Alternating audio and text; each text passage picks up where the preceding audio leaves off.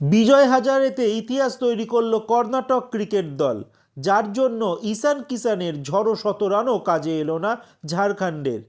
সদ্য সৈয়দ মুস্তাক আলী টি-20 টুর্নামেন্ট বিজয়ী হয়েছে ঝাড়খণ্ড ক্রিকেট দল।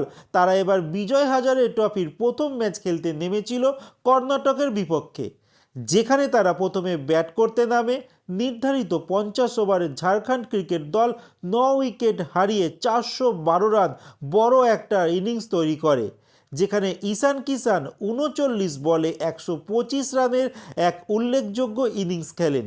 কর্ণাটকের হয়ে সর্বোচ্চ উইকেট নেন অভিলাষ শেট্টি।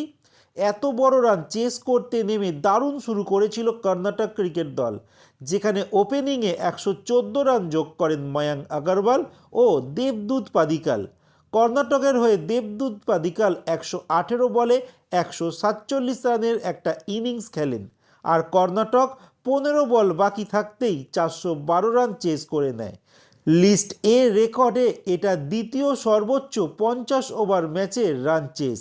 এর আগে 434 রান চেস করেছিল দক্ষিণ আফ্রিকা ক্রিকেট দল অস্ট্রেলিয়ার বিপক্ষে। এবার বিজয় হাজারে ট্রফির এই ম্যাচেও লিস্ট এতে রেকর্ডের জায়গা করে নিল।